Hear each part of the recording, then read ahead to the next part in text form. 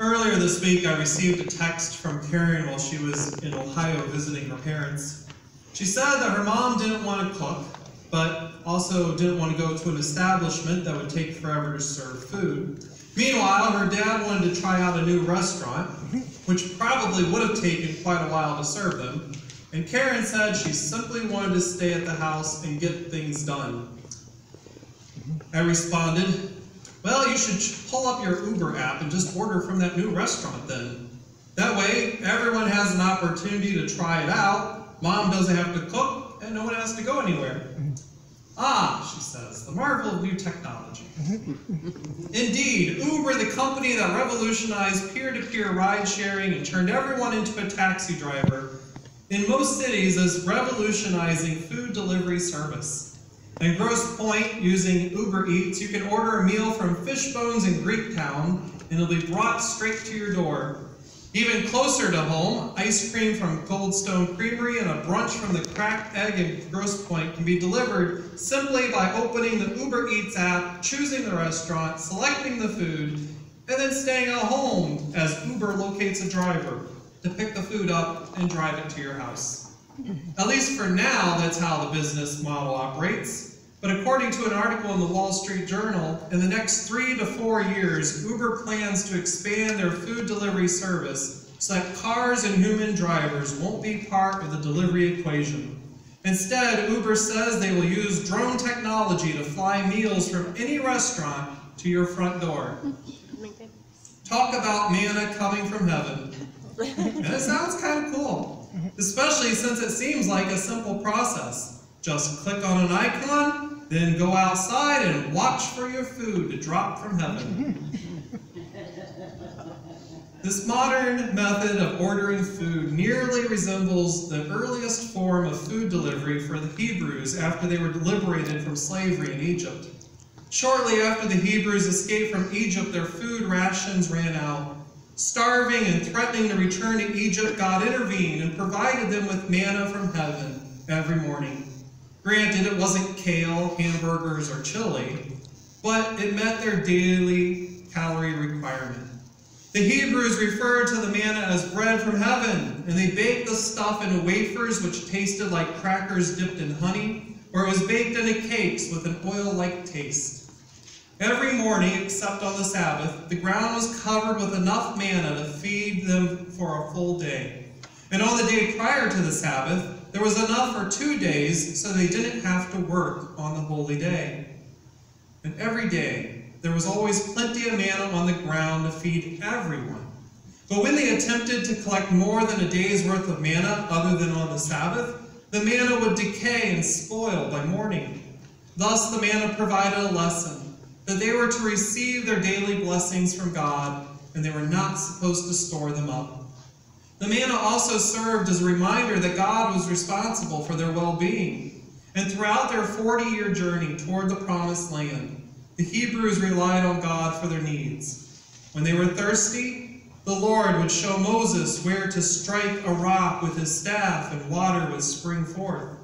When they were lost, God guided them with a cloud during the day and a pillar of fire by night. And when they were hungry, God provided them with manna, which literally means, what is it?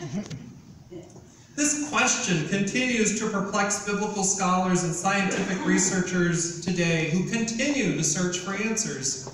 As reported in an article that appeared in Biblical Archaeology, the article describes some possible theories about the manna, suggesting that it was secretions of bugs, or it was a type of tree sap or resin from a cactus. Still another theory suggested that the manna was a type of fungus that sprang up during the night.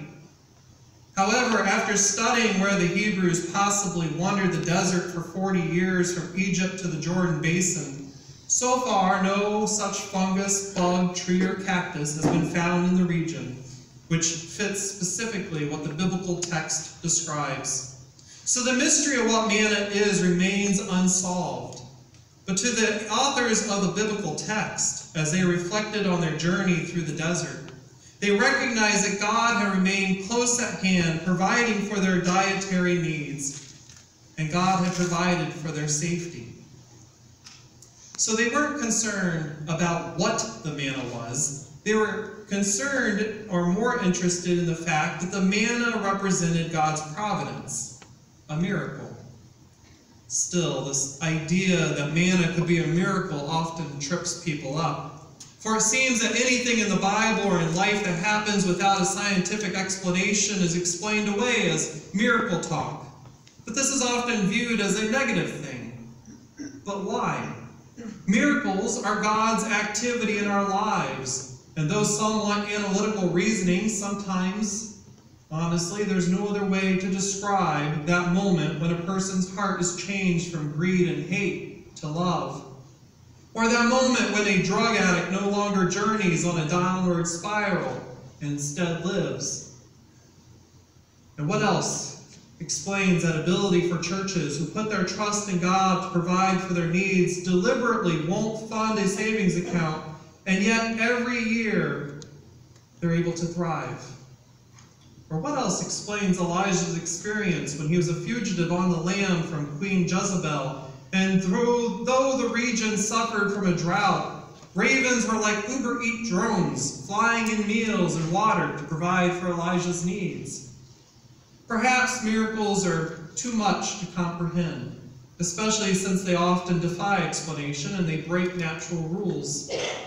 But regarding miracles, United Church of Christ pastor William Sloane Coffin described them saying, "Miracles do not a Messiah make, but a Messiah can do miracles."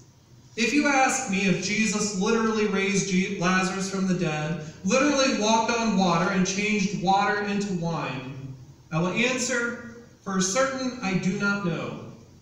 But this I do know: faith must be lived before it is understood. And the more it is lived, the more things become possible. I can also report that in home after home, I have seen Jesus change beer into furniture, sinners into saints, hate-filled relations into loving ones, cowardice into courage, the fatigue of despair into the buoyancy of hope. In instance after instance, life after life, I have seen Christ be God's power and salvation, and that is miracle enough for me. However we define miracles in life, or how we view the manna that appeared on the ground, the issue in Joshua is that the miracle of manna ceased. For the first time in 40 years, the Hebrews woke and found their food delivery system broken. Joshua declared, it was because they picked grain from the fields. Once again, even though God provided for their needs, they saw something better. Ungrateful for God's provisions, they rebelled and plucked grain and vegetables from the ground. And as they entered the Holy Land, they came to a crossroads where they could keep trusting God to provide for their needs, or they could return to their former ways of believing all things relied solely on themselves. And they chose to leave God out. In this way, they were like the child in Jesus' parable who received housing, food, and protection from his father, yet he wanted to do it his own way, so he ran away. However, as we know from the biblical account, it did not take long for this wayward decision to catch up with him. And eventually he realized life was better when he lived it with his father, acknowledging that he had followed his own selfish pursuits to satisfy his needs, rather than trusting his father to provide. He therefore returned home to apologize. And Jesus surprises us when he says that while the son was still a long way off, the father saw him and ran out to him and greeted him on the road. Upon being reunited with his father, who deeply loved his child, the father dismissed his son's apology and quickly began pouring lavish gifts upon the child. And Jesus informs us that God does the same for us. God continues to love us with an audacious love, even when we are selfish and decide that God's gifts are not good enough or unfaithful. We doubt that God would remain faithful to us. And yet, still God continues to love us. And when we return from our waywardness, God continues to bless us with gifts. However, it is important to note that the blessings will arrive differently than they had before, as the Hebrews discovered when they stopped trusting that God would deliver manna. The menu changed. This was not because God ceased to be generous. On the contrary, even though the Hebrews rejected the manna, God still poured lavish blessings on them, ensuring their fields were watered and the sun shone with the right quantities that they were able to eat. God didn't even wait for an apology for the people and didn't wait for them to realize their error. God's generosity and audacious love was present. And I suggest the same held true for the prodigal son in Jesus' parable. That prodigal son, though he made poor decisions, still retained his health. He was able to find employment, and he could eat the pods that he fed the pigs when he was hungry enough to stoop to that level. Yet perhaps the pods, in this case, became like manna for him so that he was hungry, but not starving. This suggests that even before the prodigal son realized he had offended God, God was already showing merciful love. This is the indescribable love of God. Even though we are sometimes not content with God's blessings, or we discount God's miracles and abilities, God still pours lavish deliveries into our lives. But consider, during this season of Lent, how marvelous these blessings would truly be if we would retain our trust in God, trusting that God delights in caring for us. And instead of viewing God's great gifts with contempt, what if we took delight in what God gives us and trust that these blessings will continue to flow, delivered from heaven? During this fourth Sunday of Lent, we are invited to rely on our faith in God and trust that God pours lavish gifts, even through miracles, into our lives because God loves us with an audacious love. It is this audacious love that causes God to give us free milk, wine, and rich food. It is this audacious love that is shown to the Hebrews as they entered the promised land, even though the menu changed. God provided them with prosperity and health, food and drink, rain for the drought, and grass upon the fields, because God is almighty and ever-present and loving us completely, delights in providing for our needs, even through miracles, the manna from heaven. God does this because when we experience chaos, we will realize that God is the one caring for us, and we will return to the faithful, to be faithful, and to embrace God's love. Instead of discounting miracles, this season of Lent we are invited to look skyward to see our shipment of blessings coming our way. Let us then receive God's blessings.